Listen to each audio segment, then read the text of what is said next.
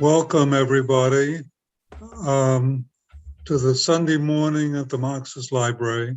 My name is Richard Fallenbaum, and I'm going to be your moderator today. I want to just say a few words about our program, Sunday morning at the Marxist Library. This program comes out of the Marxist Library in Oakland, California. That's where we started from, and we've since the pandemic started about 2 years ago, almost 2 years ago now. We've been broadcasting exclusively on Zoom, and we hope eventually to be back in the Marxist Library in some kind of hybrid format.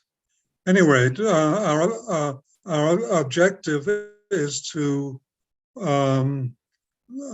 propagate and develop the ideas of Karl Marx, particularly the revolutionary ideas.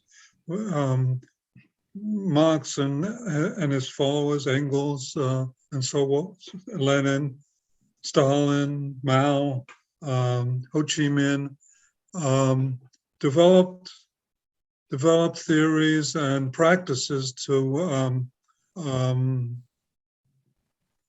achieve the transcendence from capitalism to a newer form of more just and progressive society. And we felt it was important that the actual theories and ideas be propagated more and more. So while we don't require everybody to be claimed to be a Marxist, we certainly hope that people or have one brand of Marxism. We plan these sessions as a gathering place for people sympathetic to that idea.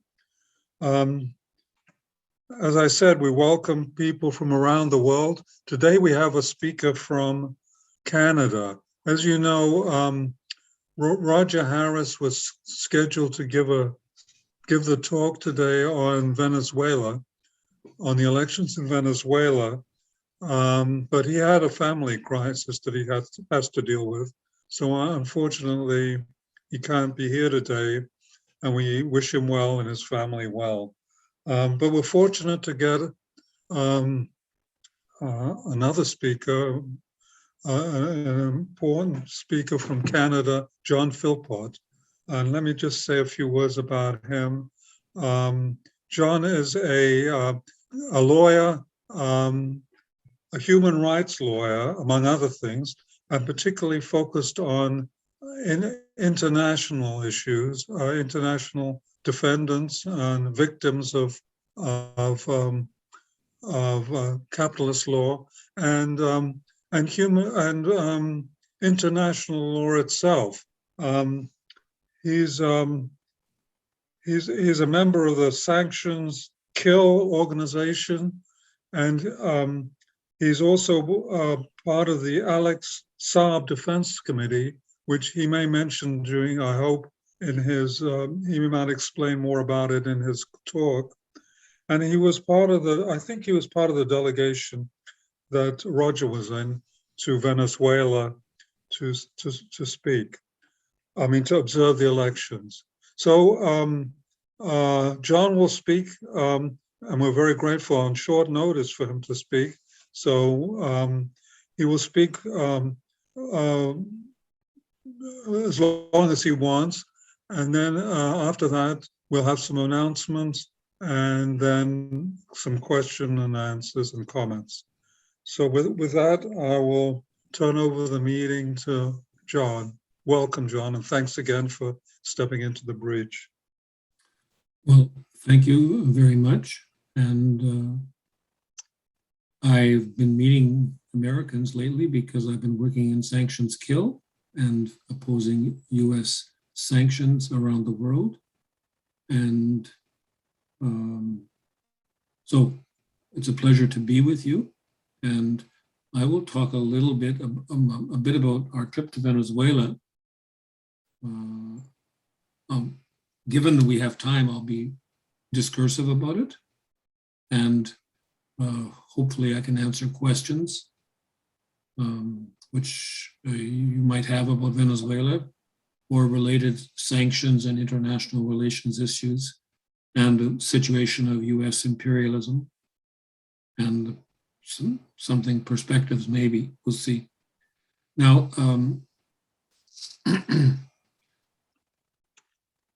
with our work on the Alex Saad case and actually the Meng Wanzhou case in Canada, which you can ask me about since it's related later, I worked with several friends who became people who became friends and collaborators in the USA.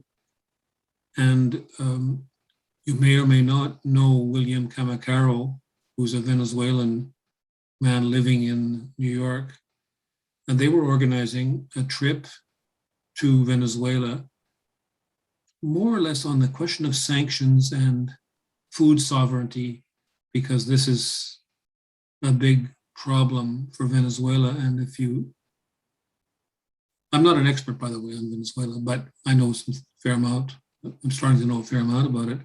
But their imports from 2015 to 2018 or 19, I think they dropped by 78%, which is a big loss.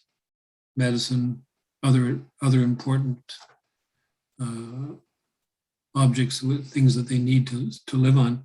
So the food sovereignty is a central issue in Venezuela, as it is in Iran, as it is in Syria, as it is in Zimbabwe. So there was 11 of us, people from different walks of life, all of whom have an interest in Venezuela, and some of them are really informed about it, more so than I. But that doesn't really matter too much. And it turned out, or maybe William organized it that way, that we're overlapping with the elections in Venezuela, which occurred on the 21st of November. And just to be clear, they were not presidential elections. They were not parliamentary elections. They were governorships and municipal elections, all of which are very important for the day-to-day functioning of this, what I consider to be pretty big country. And Caracas is a very big city. Now, so we were there as observers, and we were in a hotel. There were some 300 observers from all over the world. I think 55 countries were present, and we met people from Benin, Mali, Togo, Nigeria, Syria, Palestine, Iran, Jordan, Argentina, Tunisia, Mexico, and many others, Canadians, of course, Americans. I think there was people from Japan. And it was really interesting to talk to them, because sharing information and showing I know that I was very impressed by the consciousness of the problem of sanctions. So if ever one of you has a chance to join a delegation of this nature, it was a very worthwhile experience. And we can talk a bit more about Venezuela and my perceptions of Venezuela. Now, the voting procedure. Everybody with an identification ID card, which is obligatory, I think, has a right to vote. And the voting process is one of the most transparent and simple in the world, and it's direct voting for the candidates. And we attended some voting stations. We were in Caracas, so we didn't travel all over the country. But the people of, we were in the morning on the 21st, we were in a very poor area, and the people looked poor. They're lining up very politely, and there was not huge lineups. I think we were there around 10. I think the polls opened at 9 or 9:30, and we went there, and they went in a very ordered manner in a school or a public building, and they showed their ID card, and then they signed. Then they went to a booth, and I saw the booth, not when they voted, although some observers actually were trying to take pictures, and no, don't do that, because obviously they were violating secrecy of voting. It wasn't in bad faith, it was just kind of a comical, sort of a funny situation. People went in there, and I saw the machine. You have a machine, you voted. I didn't see anybody, of course. And then what happens is they produced a ballot had their vote on it. So they walked out from behind the little shield, or what is it, and they deposited their vote, which is identical to their electronic vote, into a ballot box, and they signed, and they left. And the process appeared to be working very quickly. There didn't appear to be a problem of lineups or being delayed or having their right to vote obstructed. And as I understand, and I wasn't in I observed elections in El Salvador twice, around 2015 and 2016. I could be wrong with the year, but it seemed to be working very well. And the results started coming, so it closed, the polls closed at 8 p.m. and the results started coming out around 11. In fact, they were a little bit faster than some of the more experienced observers expected. So they had pretty good definitive results around 1 in the morning, 12:30. Now, what's important in the context of these elections was that there was almost total participation. Now, I'm wrong there, because there's a party, or some of the parties around Juan Guaido, who did not participate. The US named president of Venezuela did not participate, nor did his party. That's tongue in cheek, of course. And so the voting process was almost universally calm, and even the European Union observers stated that it was calm. I understand that in Zulia state, there was something that happened. Someone was shot. I cannot comment on the details, but there were very minor issues. And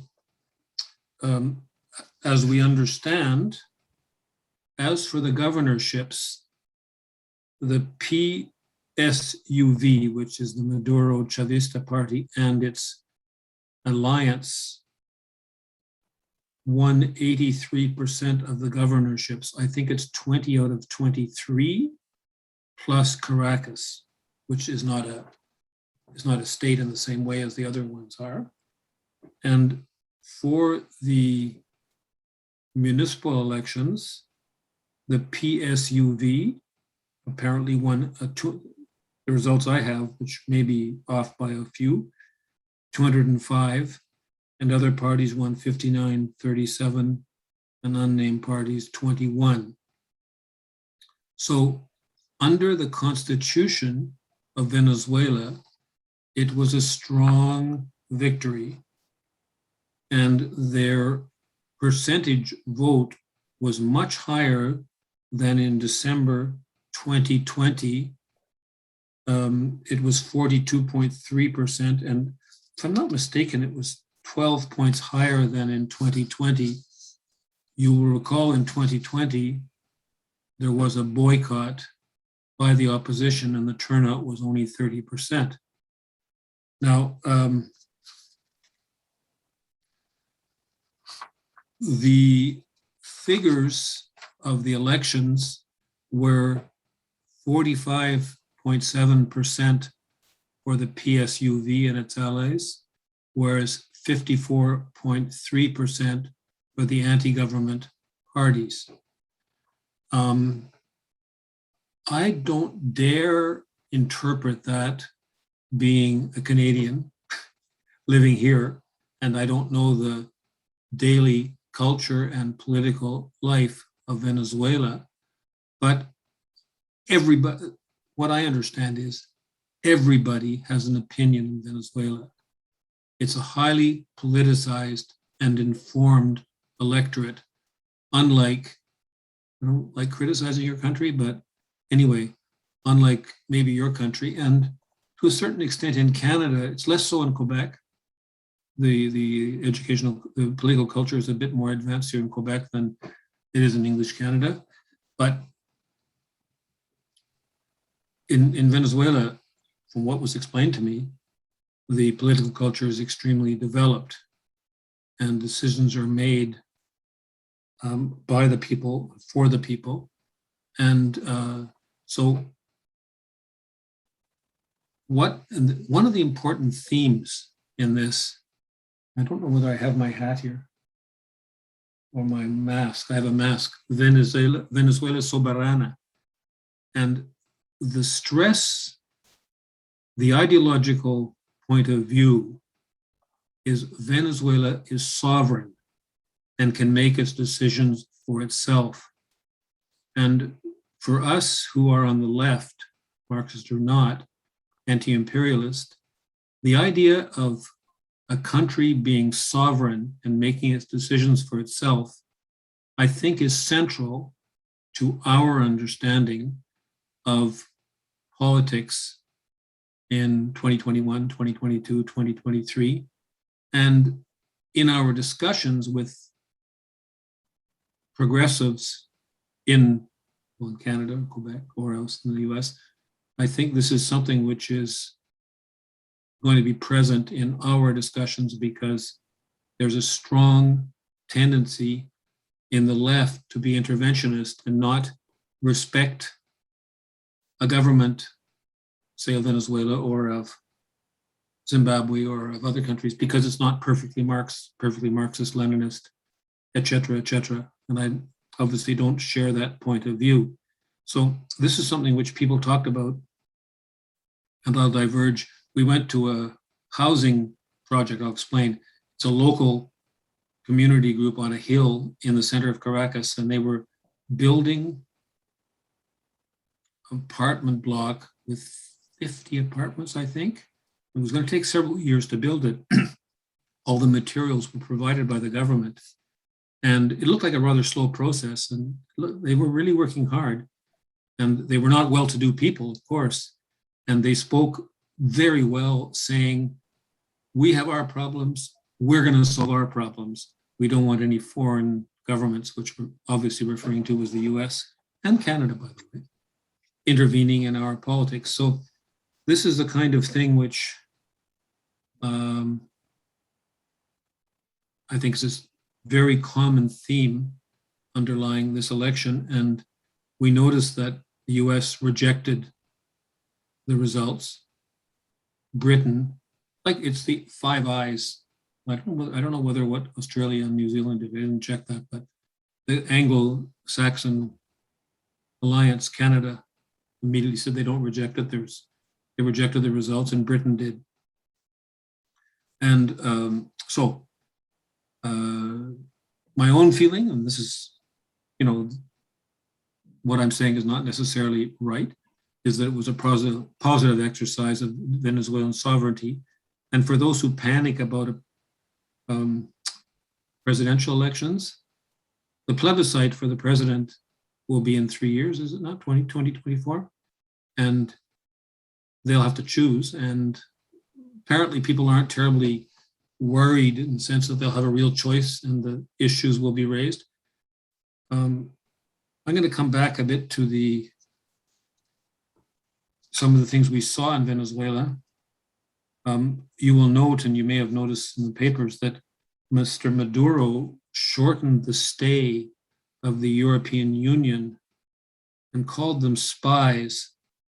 And I think they had to leave today. They were supposed to leave on the 13th, which is what, Monday next week, and apparently they're leaving today or tomorrow, and accused them of being spies. And so there may have been something, I don't know, going on about the way they were functioning, because they were trying to criticize the fact that certain candidates were excluded. I have no idea. It seemed completely open, the elections. It was such a, and I know that the observers that we were with were very satisfied with the process. I want to comment about the whole process of electoral observing, which comes up in our lives. Why should Venezuela have to be observed by Europeans and white people? And because it's a sovereign country, and maybe they shouldn't be forced to have observers. Canada is not a Republican country. The prime minister gets 38 or 39 or 40% of the vote and becomes prime minister and gets to make foreign policy and Canadian policy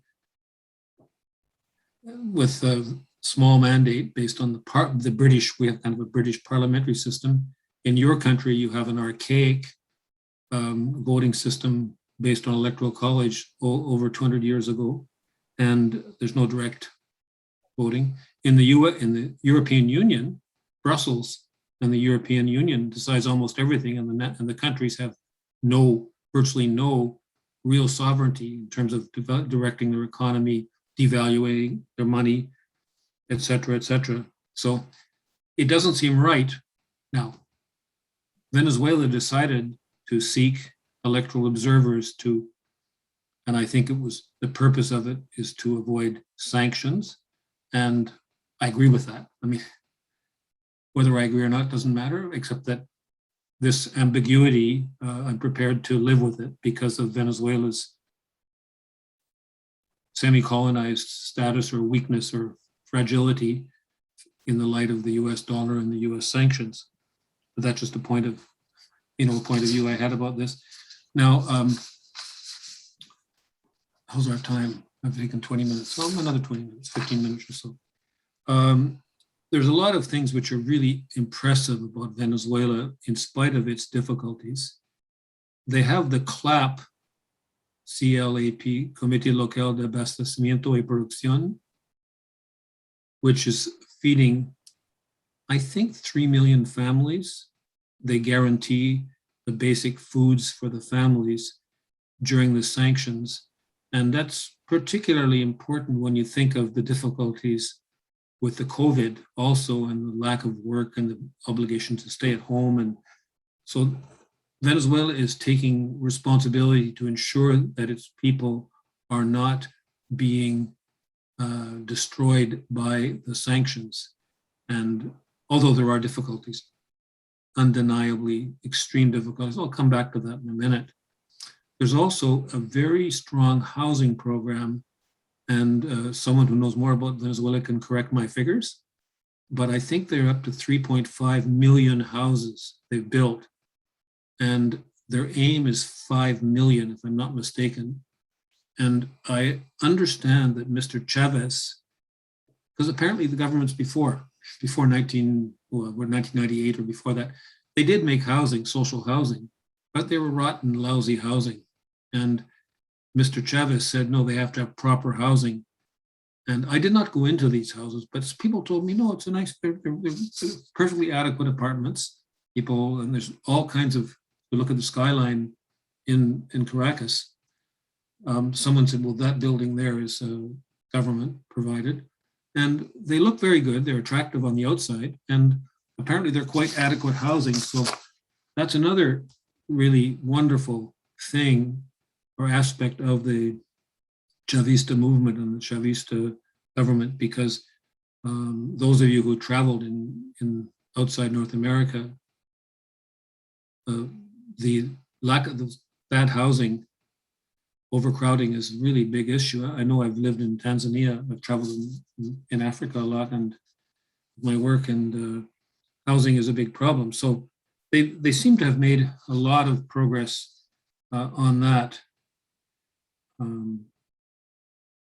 Now, I was also a delegate of an organization called the American Association of Jurists, which is a Latin American, it's a left-wing Latin American lawyers organization, of which I've been a member for quite a while. And we had a lot of meetings with delegates in Caracas, people from Venezuela,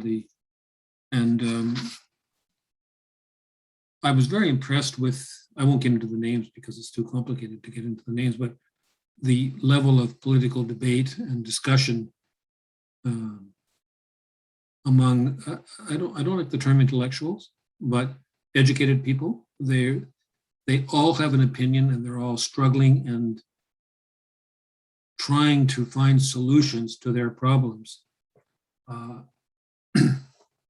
And I know that this organization of which I'm on the board, I'm on the consultative board. I used to be Secretary General a long time ago, but I know they want to be very involved supporting Venezuela and get involved in the Alex Saab case, which I will come to. Now, we had the privilege of visiting different parts of Venezuela. We went to a place, a plastics factory where they've got their very modern factories, and the machines for plastics came from Iran. And so it was a very modern factory, seemed to be functioning very well, making plastic or containers for the local population. And this shows the importance of the solidarity with Iran. And you will all recall was it May or June? May 2020, the Iranian ships bringing oil to Venezuela, and the oil from Iran. And one more thing, if someone can say, John, you're wrong, it's okay. But I think the oil from Iran is apparently cleaner, and it's needed to mix with Venezuelan oil, which is dirty or darker, to make it to provide gas. And there's a problem with gas, and there's huge lineups for gas unless you have dollars where you can get gas more easily. We visited La Barrio 23 de Enero in Caracas, which is best known for the Caracazo, where there was a huge rebellion in 1989 against Carlos Andres Perez. And well, some of us are older, but we remember the structural adjustment programs, and possibly the rise of the Chavistas was a reaction to this. And Hugo Chavez was in Barrio 23 de Enero when he organized the 1992 attempted coup. And I mentioned to Richard yesterday that personally I remember that coup, that attempted coup in 1992. Of Chavez, and I was in the AHA, and I remember that very well. I will also, given that we have time, and anecdote, I remember very well the coup against Chavez in 2002. I think it's April 12th. And he was overthrown by the army, and the population rose up to put him back into power. I think he was out of power for 3 days. Now, the irony of that was that when that happened, I was in a hotel in Brussels, and I was sitting with two sons of President Juvenal Habyarimana of Rwanda, who was assassinated on the 6th of April, 1994. And I was going to represent, and did represent, the brother-in-law of their mom, Mrs. Agathe Kanziga, who lived in France. And they wanted to meet me to see whether they would, because I'm a lawyer, I'm a defense lawyer. And so we were watching the TV, and I said, look, this is what they did to your dad, because they assassinated him on the 6th of April, 1994, which led to what some people call the Rwandan genocide, which is a misnomer, not the right name for the horrors of that war. And there's another African president assassinated the same day, president of Burundi. So anyway, this is the way politics works in the world now. It's often done by high-handed and military means, and they don't have any respect for democracy. Now, we met a lot of interesting people, and it's the kind of thing which, if ever you have a chance to join a delegation with William or with Roger, we met Francesco Torrealba of the National Assembly, president and vice president of the dialogue group in Mexico, trying to integrate the opposition into politics. And they're very, very sophisticated. And the opposition was there. They were sitting at a table, and they all had a chance to speak, and the opposition was speaking, and the opposition says, no more violence. The ballot box is the only way to proceed. So there is a real step forward. And I presented we had copies of the sanctions kill. We presented the sanctions kill report to this man. There was a large meeting in the hotel where we were observers about Alex Saab, who I'll come back to, and Roger spoke, Roger Harris, who I think do you know him? I guess you know him.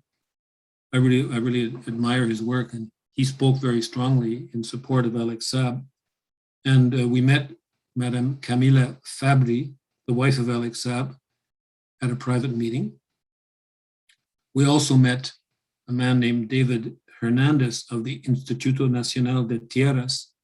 And the issue of land is also extremely important in Venezuela, because we have the latifundistas, and then we have different laws which were adopted by Mr. Chavez. I think it started in 2001, which allowing people to break up the latifundistas. And the land issue is extremely important. And this man, who is I think he's a deputy minister. I don't think he's the minister, David Hernandez, but he was a young man, 35 maybe. And he was extremely well-versed and very impressive. So, and we also actually met that day when we went to the Minister of the Tierras. We went around, and there was a building and there were Cuban doctors there who've been working in Venezuela and working above all on the COVID issues. So we were lucky to see that. We also met an economist named Pascalina Curcio, Curcio, who talked in a lot of detail about the Venezuelan economy and the manipulation of currencies and the difficulties they have, because they have a big, big problem of purchasing power. The country is becoming dollarized, and the actual salaries that you make are virtually worthless. So it's a very, very big problem. I'd like to comment a bit about sovereignty on another issue, not just sovereignty in the electoral process, the borders.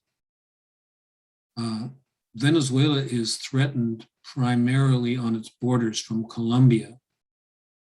And you'll remember the attempted delivery of a so-called humanitarian, I think was it February 2020?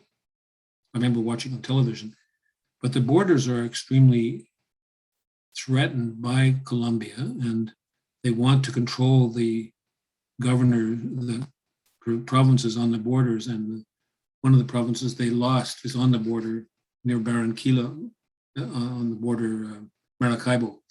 So that's a problem, but protecting borders is another extremely important aspect of our role on the left in supporting countries which are threatened and being broken up, risk of being broken up, like the Congo, like Ethiopia.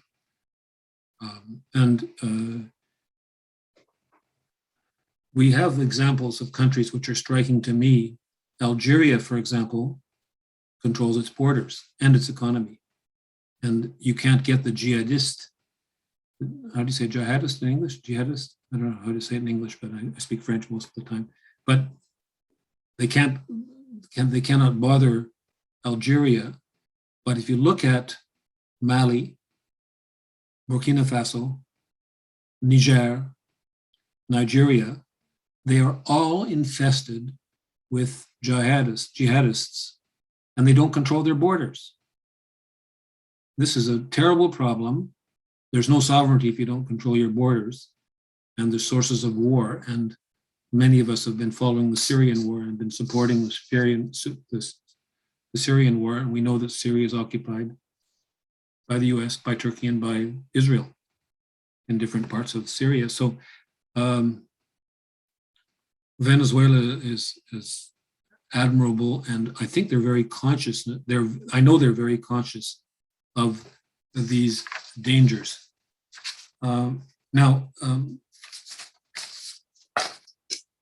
there's different aspects with respect to the US, which is really the chief and virtually the only imperialist country in the world. And living in North America, because even though I'm Canadian, I feel a bit like an American. They don't have quite we live in a bit of a different culture. But I think that on the left, we have a duty to use all our means, our intellect, our writing capacity, our organizing capacity to try and influence foreign policy, because you can't have a fair country. You can't have justice in your country if your country is destroying other countries. And I think with that note, I will stop, and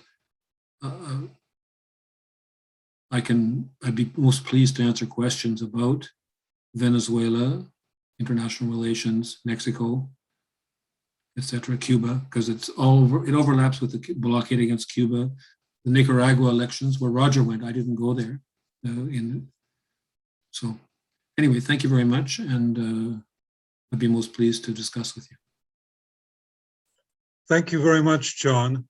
A very enlightening discussion. I'm going to turn to Alan Miller, or maybe Jean, but I think Alan Miller is volunteering to talk about our following presentations in the coming weeks. And then we'll have another announcement and then go on to question and answers. So go ahead, Alan.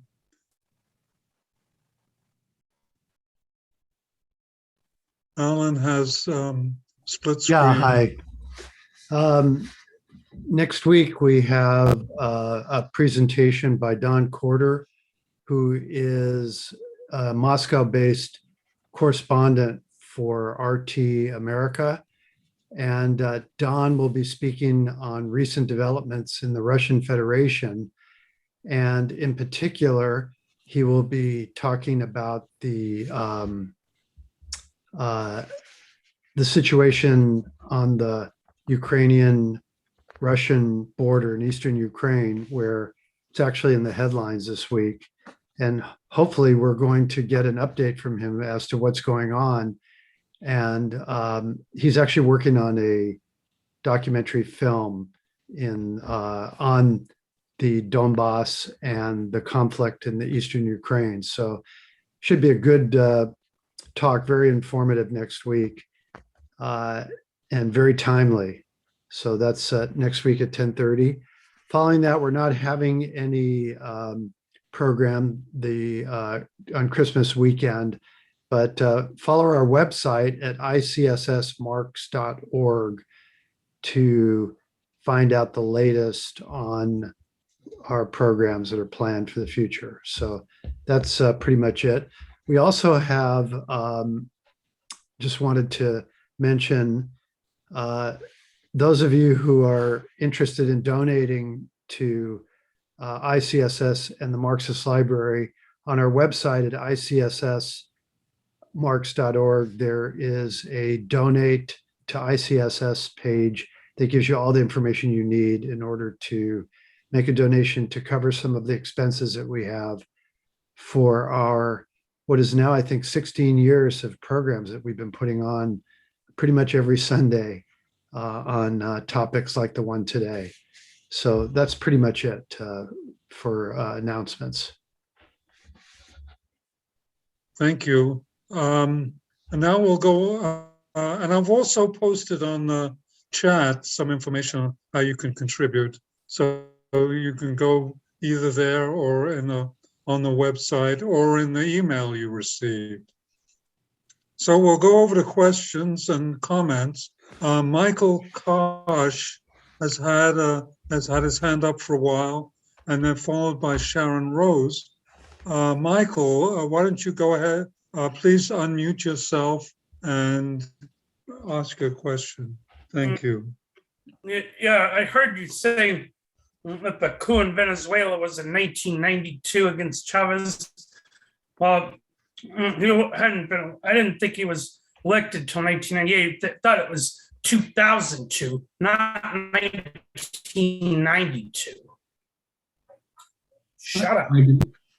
I can clarify that because I think I wasn't clear. Chavez attempted a coup as he was an officer. He attempted a kind of Bolivarian coup in the same way that Gaddafi did in 1970. And he was put in prison for 2 years, from 1992, I think, till 1994, and he was released and then got elected in 1998. So you were 100% right. And I wasn't clear I jumped from one subject to another.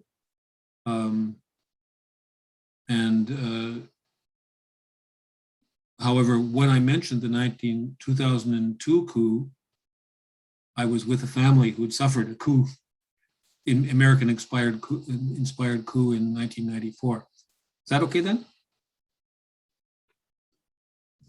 Okay, thank you. The next person is Sharon. Okay. Thank you. Before I ask my question, I think we need to clarify. Alan skipped a weekend. So you skipped from the 12th and then you said, and we're not having any programs for the holiday time, but there is December 19th and we just don't have anybody yet, but we're working on it. So that's why you need to stay tuned to our website. My question is, you mentioned the Alex Saab case, and I had not heard of it at all. And I just Googled it while you were speaking, and it looks very important and relevant. I wonder if you could just say a few things about that. I would be pleased to do so, and I intended to address this. And so anyway, let me explain. Alex Saab is a man of Lebanese Palestinian family from Colombia. I think he was raised in Barranquilla. And as a young man, he became a very successful businessman. His mother was Palestinian, her father was Lebanese. And he developed a chain of clothing stores, and I think he manufactured the clothing also.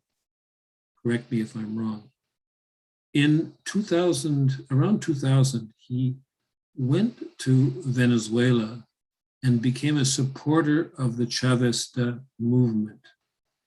And he worked for the government in its housing programs. I do not have all the details of exactly which years he worked for them, but he was known as a person who got things done. And he was extremely respected by the Venezuelan people. He became a Venezuelan citizen, I think, in 2004. And Venezuela was doing a very major work on housing and improving the conditions, and building 1 million houses or 500,000 houses is a rather detailed affair. And he apparently got things done and was successful. So he was very close. I don't know who he was close to personally. I mean, but I think he was close to the Chavez. I'm not sure, but, And so the US now, they don't like when people succeed.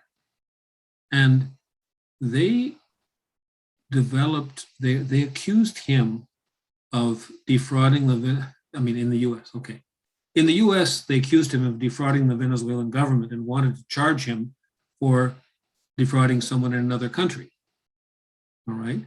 And there was questions of money laundering which were raised, and I think he was aware of it. And we'll come back to the 2020 when he was arrested, but the issue of money laundering and money transited through Switzerland, and Switzerland has had a long problem. You know, we all know of people, Switzerland's hiding your money, and if I was rich, I would hide my money in Switzerland, et cetera, et cetera. And so Switzerland investigated his alleged money laundering, and it came up, he was cleared of that in the year end of 2020 or early 2021, all right? It wasn't a criminal charge, and it was an investigation, like a tax investigation, and he was cleared. Now, what happened is that Venezuela was under sanctions, extreme sanctions, and he was named in February 2019 as an ambassador to, if I'm not mistaken, Iran, Russia, and the African Union. Maybe the African Union nomination was later. But in June 2020, he was traveling to Iran on a humanitarian mission to negotiate food, medicine, and gas or oil supplies. And his plane touched down in Cape Verde, which is a small archipelago off the east of Africa, at the island of Sal, S-A-L. And he was arrested on the spot and taken into custody, blindfolded, held in prison, and interrogated. There was no red notice. In other words, it was supposed to be Interpol. The red notice of Interpol came out the next day, I think the 13th of June, 2020. The dates are all right. I'm sure the dates I'm telling you right now about this, okay? And he was held, and he was intimidated, held in, blindfolded, held in the dark with 1 hour of light a day, as I recall. No medical care, and he has a cancer condition, I think stomach cancer, but I don't want to be too detailed about the medical issues in the sense I don't know them exactly. And he was held in this dark prison, interrogated. It's almost a form of torture, intimidated. They wanted and said, you have to tell us about this. We want to know how Mr. Maduro, how Venezuela is evading sanctions, because he is a man who could have informed the US about how Venezuela is evading sanctions. He refused stalwartly to give any information to the US. Now, he took counsel. And the council applied to the regional court. In that part of West Africa, there's a regional court. It's the Economic ECOWAS court, in French it's CEDAW, and they have a court of human rights court. And he applied to that court first to get released, and they released him. He won the case about his release in December 2020, and a week or so later they reduced him, I think early in January 2020, to house arrest. But house arrest was only nominally, he was only nominally at freedom because there was 50 policemen around surrounding him. He was interrogated by people who spoke American English, not Canadian English like I speak, but American English. And so there were almost certainly Americans interrogating him. He applied, so he got into house arrest, but he didn't see his family. He didn't see his doctors. He hadn't seen his doctors when he was I'll get to you. He was sequestered and brought to the US on the October 16th, like last October. He applied to the regional court, and the regional court, you apply to a court and they have oral pleadings, written pleadings, procedures, and the court ordered Cape Verde to release him, primarily because of illegal detention. In other words, he hadn't been. I want to get back to his diplomatic status in a minute because it's extremely important. Cape Verde refused to respect the order of this regional court, on which they have a judge sitting. Her name is Camila, I think, sitting on the court. Cape Verde applied to the court to revise the judgment. When you attend a court, a lawyer, you have to recognize its jurisdiction. So they applied to revise it, and on, I think, the 24th of June, I could be wrong on the date, they rejected the request to revise the decision. So the court ordered him released and pay an indemnity of $200,000. They just ignored it. Alex Saab also applied to the Human Rights Committee of the UN, who wrote on the 11th, 12th of June, 2021, or the 8th, don't have the date, asking them to refrain from extraditing him until he'd studied his complaint about possible torture in the US. So the second issue about his situation is his diplomatic status. When someone's a diplomat, he can't be arrested. When he was arrested, he told them he was a diplomat, and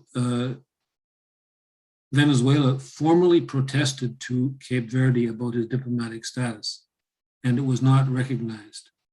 He was not a diplomat to Cape Verde, he was a diplomat in transit. And the Vienna Convention says you cannot arrest a diplomat in transit.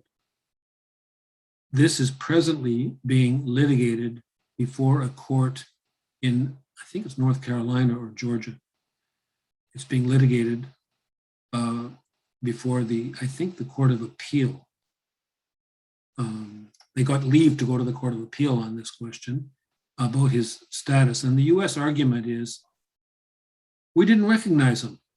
But since when does the US have a right to recognize someone who's going to Iran? It's like if Gabon, the country in Africa, names a diplomat to go to Nigeria, he's not a diplomat unless the US recognizes him, and that's hogwash. It's a silly argument. That's their only argument that I understand that they appear to have.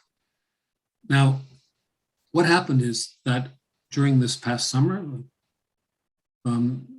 they applied to the Constitutional Court, and the Constitutional Court rejected it on the 30th of August. And there was more procedures pending about his illness. One of the courts ordered him to be treated by doctors. It wasn't done. And there was a whole lot of procedures going on. And I went to Niger, in Niger, the town of Niamey, to the African Bar Association meeting, which I've attended many times, every year but one in the last 5 years. And we had Bishop Teixeira from Boston, who's Cabo Verdean, who's working on the Alex Saab campaign, and 2 people from Venezuela.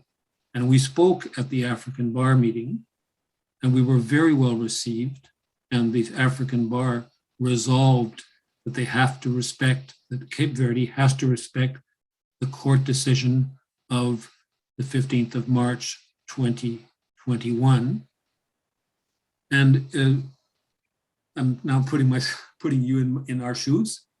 We felt that we were getting somewhere, and there was an election on the 17th of October a month and a half ago, where the possible winner had spoken and said that he would reconsider the issue of extradition, And so what the US did on the 16th, they went and picked him up with the complicity of the authorities, didn't inform his lawyers. There was no final sealed decision, you can extradite him.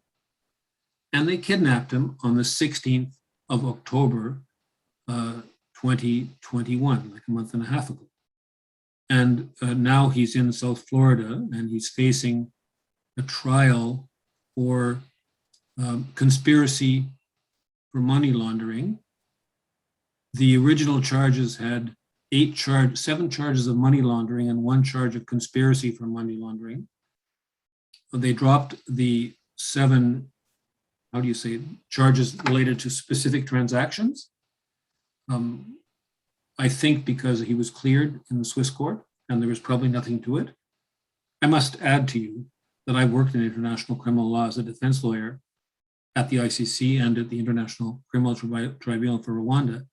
And in crude terms, the evidence is generally rather shoddy.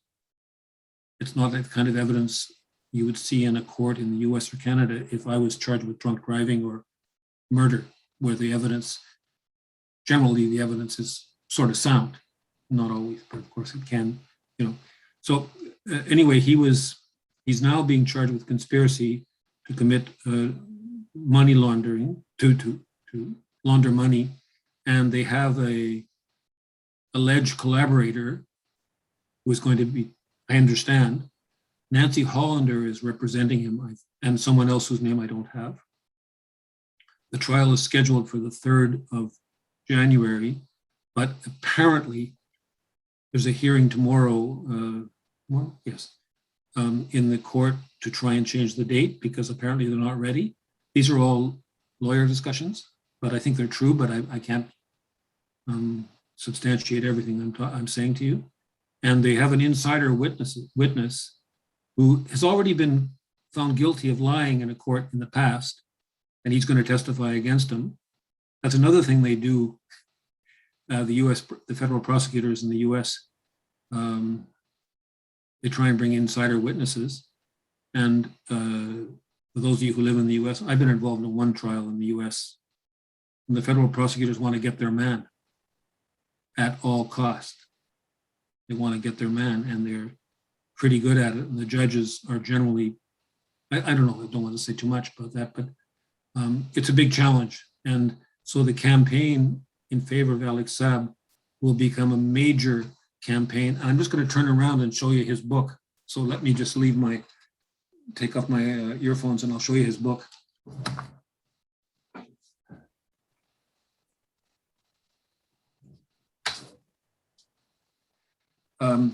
This is a book written by Alex Saab, which was apparently smuggled out of the,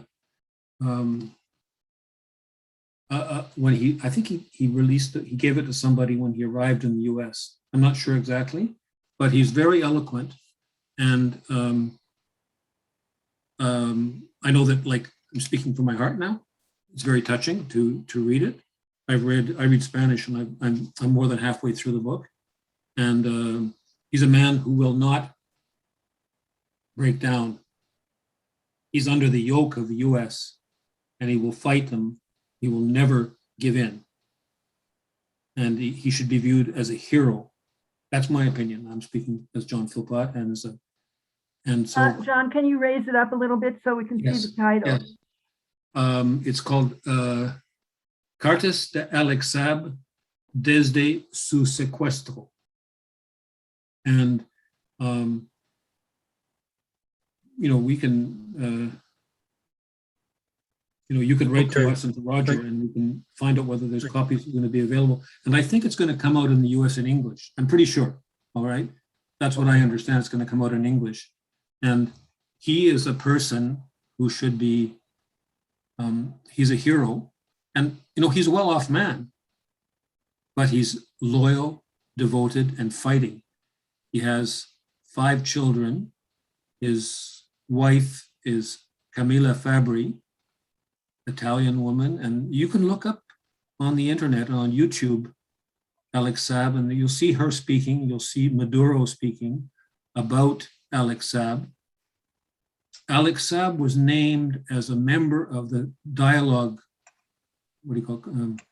Mesa de Diálogo, the dialogue table or the dialogue in Mexico, and the discussions with the opposition were canceled in, let's say, the 25th of October because of his kidnapping by the US. The US kidnapped him. He was kidnapped twice, when he was taken off the plane and October 16th. And Alex Saab campaign should become a rallying point for all those in solidarity with Venezuela.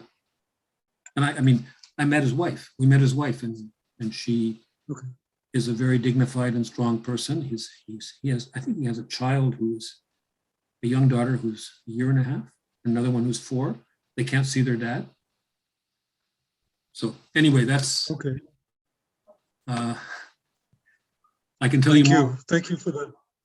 Thank you for that rundown. I just want to make a comment myself. You know, they bring up the concept that has become current of lawfare, which is I guess you could expand it using the judicial system as a form of political warfare, and it's become a worldwide phenomenon among imperialism. And I would like to add another concept, election fair, which is this business that John talked about of fetishizing and distorting elections as a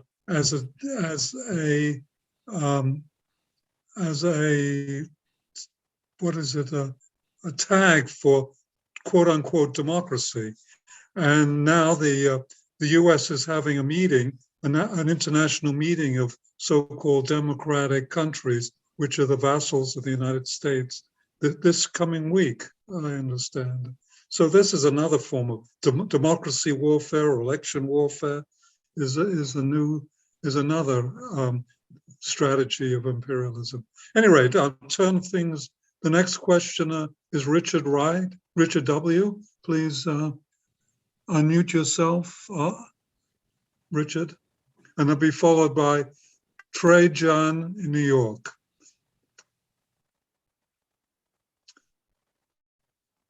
Richard, go ahead. Unmute yourself. There we go. Are we good now? Yeah, you're on. First off, I wanted to thank somebody who knows how to say the word about, like me.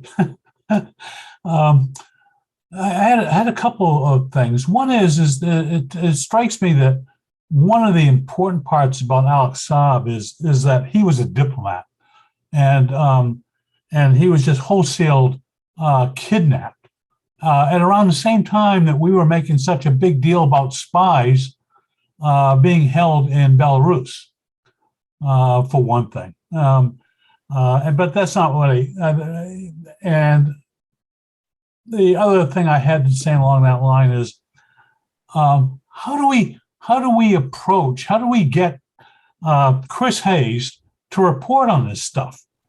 For one thing. The other main thing I wanted to ask, though, was there seems to be a number of countries who are dropping their membership from the OAS. I think Honduras has mentioned that they're going to. I think Cuba has just announced that they're going to withdraw from the OAS. I think I heard something about Venezuela was going to do the same thing.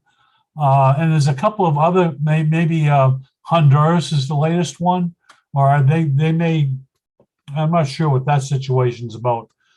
But could you, I mean, the OAS is being held as a club when they want to, talk about how undemocratic these Latin American countries are. And it seems like that club is becoming less and less viable. Could you maybe address something? Could you speak about that at all? Or thank you. Well, I will speak about this, but not having prepared the subject. So a week ago, I could be wrong by the day, Nicaragua withdrew from the OAS.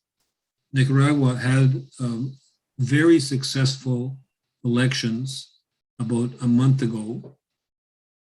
Don't have the date in front of me, but Roger Harris attended and spoke at the press conference. And it was the exercise once again of sovereignty, and the OAS criticized the Nicaragua elections and Nicaragua withdrew, all right? And the OAS was designed to weaken Cuba, and it's becoming less powerful. And you will note the election in Honduras, was it last Sunday? Where the wife of Mr. Zelaya won quite soundly after, in 2009, her husband was overthrown at the behest of Hillary Clinton and Obama. So there's a tendency in the world and in Latin America against the US, which is very encouraging. And obviously they'll never give up, right? They will push and push, and they'll try and get back in. And the politics of resolving that will not be resolved by the people sitting around this table today, this virtual table, but it will be something in which we can participate and help. I haven't spoken about the things I don't have all the answers for, because otherwise it'd be misleading you. Okay, thank you. Next questioner is Trahan. I'm not sure if I'm pronouncing it right, but please try join. Okay. Can you hear me? Thank you. Can you hear me? Yes, go ahead. Go ahead. I have a question. I read something on Solomon about the Venezuelan Communist Party posted a statement, and I remember something about the ruling Socialist Party in Venezuela was not allowing their candidate to run. Do you have any information of between the Communist Party of Venezuela and the Socialist ruling party? Are they working together on issues, or is there some problems, or do you have any information on I can that? answer in part. I do not know all the names of the parties and the alliances. There are alliances with the PSUV, who are Chavistas, but not in the, not necessarily as the PSUV. The Communist Party, of this I am sure, they made a complaint to the European Union against the Chavista Party on the 21st or the 22nd. And so they have played a role on this, which to me is a mental state of being colonized, okay, by asking the Europe to try and intervene. I don't know the substance of all the allegations, all right? I don't master the entire process. I know that personally, since these allegations were made about the Nicaragua elections, I made a point of asking, actually, I think I asked Roger about it because I wasn't present in Nicaragua. And he explained that the people who were not allowed to run were the people who had taken violent means in 2018, when they had this kind of armed revolution, attempted revolution or uprising in Nicaragua. And those people were not allowed to run. I cannot comment about the exclusions of people in Venezuela, except that I can say one thing, is that the right wing had a right to run and speak and publicly, and they have all the media. And so that the idea that people are actually being excluded is nonsense, because all the points of view were, even, I know, someone pointed out to me, the mainstream newspapers actually they show the points of view of everybody, unlike Canadian media, and I assume the US, where you actually have the left wing, the socialists, the communists, the right wing parties, they all have their positions, which are, people can pick up the paper and read about them. So the idea that stifling debate in Venezuela is consummate nonsense. Have I answered your question Thank you. sufficiently? Thank you. Okay, next questioner is Eugene Rule.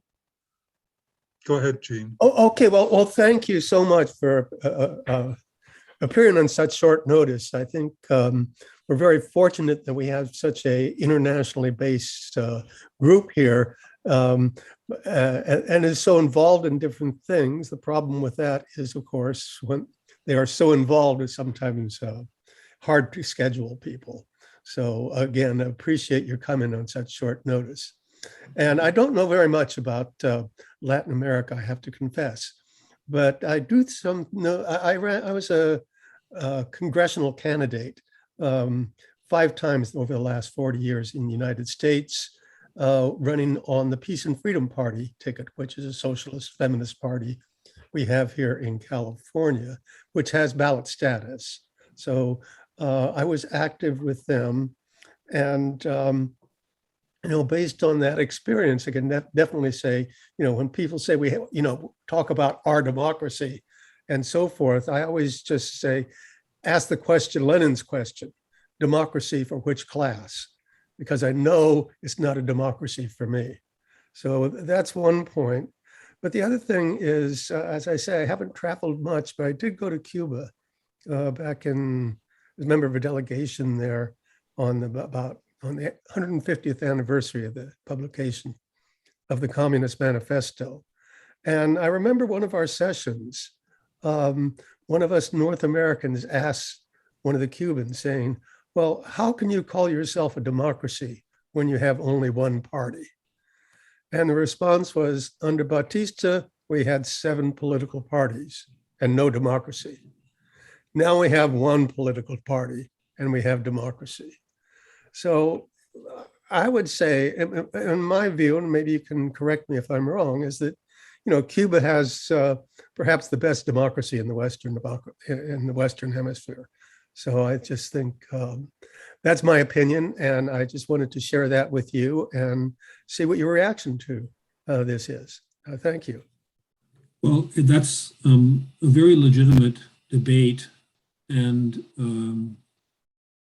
whether it's the US or Canada, we have election every 4 years where everyone stands up and says things, and then they do what they want to do, not respecting their commitments, and we have nothing to say, and then they run again 4 years later. Canada's not quite as bad as the US, because there is some accountability, and I know that in Quebec, for example, we do have some elements of democracy in the municipal elections. There's elements of democracy which are kind of working okay, but what you're saying about Cuba and all the discussions going on inside the political party is most relevant. And I know that I try and follow a lot about China and the different congresses of the Chinese Communist Party, where they really do raise issues internally, and they raise issues which affect everybody, like kids playing electronic games, and they've limited that. They've had a lot of debate about wealth, and they now are trying to put a lot of pressure on increasing the living standards, which they've already succeeded, by the way, in many, many ways. There's a big discussion about the media, and they have, as I understand, forbidden the wealthy to control media in China. So I've answered your question in an oblique way, and I know that we're not satisfied with Canadian federal democracy, Canadian government. We have no say. I once attended a meeting with the Minister of Foreign Affairs where I paid $100 to go to it, and he was talking about foreign policy and about the Lima Group, which is the Lima Group, which doesn't exist anymore because Lima turned to the left a bit. But I tried to speak, and he said, oh, I'll speak to you outside. Don't worry, speak to you outside. We couldn't even get a chance to speak. They shut off the mic. and this is just, of course, I'm not very important, but so Canadian democracy is, I mean, we all have different ways of getting stifled. Okay. Well, thank you very much. Next is, and the last one we have is Yusuf from Connecticut, I believe. Yes, I'm residing in Connecticut. I'm from Turkey. Yes, I believe the Mexico has an initiative to form an alternative to the OAS, and I'd like your comments on that. And with regards to the issue of the Venezuelan Communist Party, they were supportive formerly of the government, but recently they have had some differences, and the organizations I'm involved with have said that, well, you sort it out, it's none of our business. But I'd like if you have any comments on the alternative to the OAS, which to prevent U.S. domination. Well, very briefly, because is it called SALACO? I think it's the organization, but Mexico is acting rather independently these days. They're making tremendous efforts at democratization in Mexico and forming people to bring on change in Mexico. And they have been very supportive of Cuba and opposing the US blockade on Cuba, while at the same time maintaining diplomatic relations with the US. And Mexico is a bright light in Latin America, like other countries, by the way, okay? And this alternative mechanism to bypass the OAS, well, I can't make a prediction. I hope it succeeds, and it requires a lot of political maturity. And I'm not giving a lesson to anybody about political maturity, by the way, but it's promising, in my opinion. And the breaks in the fact that Nicaragua dared to leave the OAS is a very good thing. Did not Argentina criticize the elections in Nicaragua? I think they did. So it's a big dispute, like the changing the direction in Latin America with the long history of the Monroe Doctrine and the US being able to dictate policy. It may be on the way out. The US is on the way out around the world, but it's not accomplished yet, and it won't. It's not. How can I say? Because it's going down doesn't mean it's beaten in any way whatsoever. The US is militarily. This is a discussion I had with some of our friends that you know, militarily inferior, in my opinion, to its rivals. Doesn't mean it's dangerous, not dangerous, still very dangerous. Thank you very much. Thank you. Well, I see no hands up, so I think we will come to the end of our recorded session. I just want to invite John to, if you have any final comments, and then we'll wind up the formal recorded part of our session and have some period of informal discussion. I'd like to say something behind what John just said to remind people Go ahead. About crazy United States. United States bombed the United States in 1945. I was looking up, there's coming about, even from more liberal places, that we might accept nuclear energy. The insanity is incredible that they think they might have found ways to control the waste and the other problems that go along with it. So the United States bombed the United States in 1945. The first atom bomb got set off, with Alamogordo. The comments about it were they didn't know that it was going to be that strong. And of course it was devastating and left permanent effects on human beings and everything. And then they continued after Hiroshima and Nagasaki. We talk about first strike. We've got 90th strike to worry about because they keep on testing. And the tests put all that radiation into motion. So not to give us any more things to worry about or try to answer. Just the question, I'm very interested if anybody tells me that there is such a thing as being able to handle nuclear reactions for energy, for common energy use. Okay, thank you. Well, I'll repeat, thank you, John, and any last comments? Well, I think I've said pretty much, what can I say? Thank you for inviting Roger and me.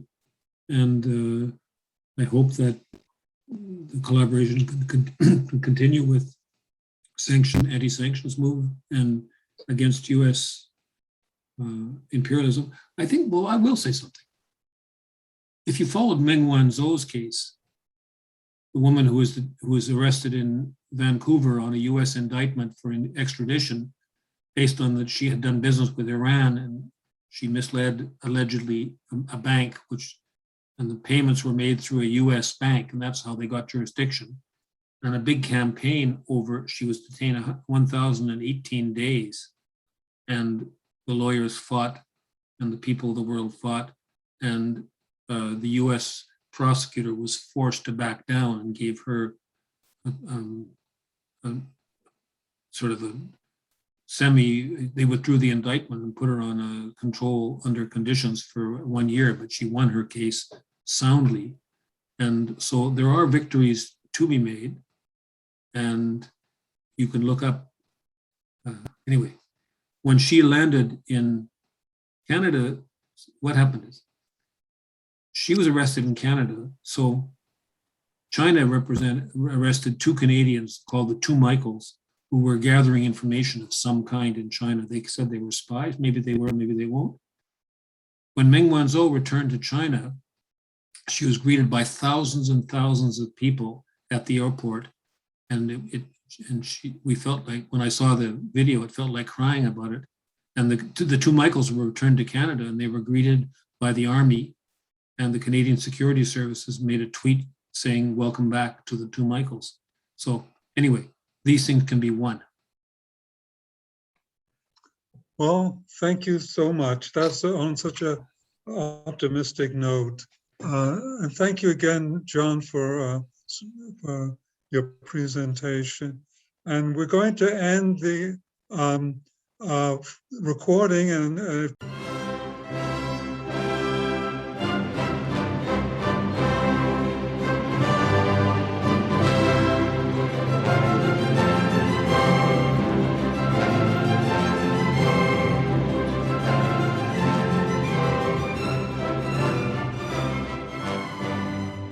Institute for the Critical Study of Society at the Nebel Proctor Marxist Library receives no corporate funding, nor do we have any paid staff. We rely on the support of working class folks that share our commitment to the socialist legacy of Karl Marx. We continue to need funds to meet necessary expenses, since we can no longer pass the hat at our in-person forums. Please send contributions to our treasurer, either online via PayPal or by check. The PayPal ID is ICSS Sunday, SUNDAY, @yahoo.com. And the name is Richard Fallenbaum. And checks may be made out to Richard Fallenbaum and sent to him at 1225 Nielsen Street, Berkeley, California, 94706. Fallenbaum is spelled Fallenbaum. To donate directly to the Marxist Library, send a check to the Nebel Proctor Marxist Library at 65 01 Telegraph Avenue, Oakland, California, 94609, or directly or donate online at www.paypal.me/npml. For information, write to npml at marxistlibr.org, and the website is marxistlibr.org.